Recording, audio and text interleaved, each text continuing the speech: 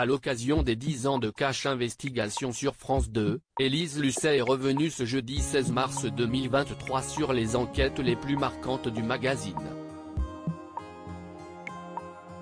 Avec notamment un focus sur la présence de nitrite dans la charcuterie, qui représente un risque pour la santé. Le patron de Herta jurait à l'époque qu'il était impossible de supprimer ce conservateur. Mais l'équipe de Cash l'a recontacté et a obtenu d'étonnantes confidences. Un patron qui parle cash. Ce jeudi 16 mars 2023 sur France 2, Cash Investigation fête ses 10 ans d'existence à l'occasion d'une soirée spéciale. Élise Lucet et son équipe sont revenus sur les enquêtes les plus marquantes du célèbre magazine qui fait frémir les grands patrons. Exemple avec les nitrites dans la charcuterie qui avaient été au cœur d'un sujet de Cash Investigation diffusé en 2016. Cet additif, qui agit comme un conservateur miracle pour donner sa couleur rose au jambon, a aussi été classé comme cancérogène probable par l'Organisation mondiale de la santé. Élise Lucet avait à l'époque interrogé le patron de Herta, Arnaud de Bellois, qui avait alors évoqué des risques pour la santé des consommateurs si les nitrites étaient éliminés. CIST extrêmement dangereux, avait assuré le dirigeant, évoquant le risque de botulisme alimentaire. Des grands souvenirs pour moi, mais comme la voix off de Cash Investigation l'a rappelé ce soir, à peine 5 mois après la diffusion de cette interview, Herta sortait le premier jambon sans nitrite de France. L'équipe de Cash a donc eu envie d'interroger avec le recul Arnaud de Bellois sur cette curieuse coïncidence. L'homme aujourd'hui à la retraite a quitté le groupe Herta en janvier 2022 et n'a pas été averti que sa conversation téléphonique avec un journaliste de France 2 a été enregistrée pour les besoins de l'anniversaire de Cash Investigation. Ce qui explique le discours cash de l'ex-dirigeant. Ça m'amuse que vous m'appeliez.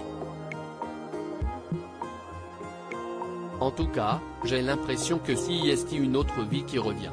Parce que je suis à la retraite. Des grands souvenirs pour moi. Moi je n'étais jamais passé comme ça à la télé. S'est exclamé Arnaud de Bellois, la voix enjouée. Je ne pouvais pas le dire à Élise Lucet et l'interlocuteur de préciser, toujours aussi cash, j'y avais été parce que personne ne voulait y aller. J'étais un peu inconscient. Et si est-il vrai que si est-il un peu dur parce que vous m'avez fait passer pour un brigand, un bandit, un empoisonneur. Mais ça a été excellent pour le business. Extraordinaire. Arnaud de Bellois a reconnu avoir menti par omission face à Élise Lucet à l'époque de l'interview alors que son projet de développer de la charcuterie sans nitrite était déjà bien avancé.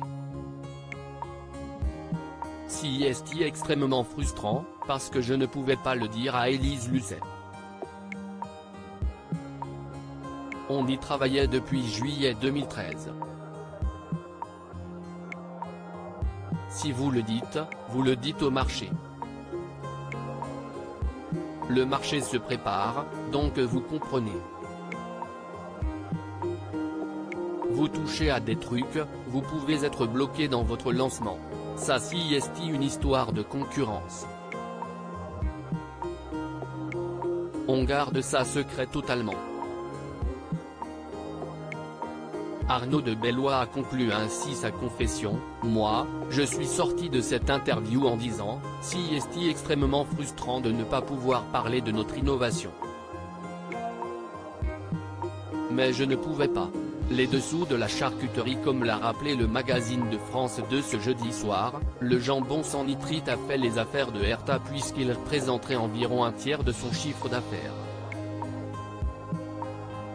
Il faut dire que le produit est vendu environ 60% plus cher que le jambon traditionnel. Mais tout n'est pas encore rose dans l'univers de la charcuterie. En juillet 2022, l'ANSE, Agence de sécurité sanitaire, a confirmé l'existence d'une association positive entre l'exposition au nitrite et le cancer colorectal, ce qui n'empêche pas les industriels de continuer à vendre des produits avec du sel nitrité. À lire aussi Cache Investigation fête ses 10 ans sur France 2, les chiffres fous du magazine d'Élise Lucet.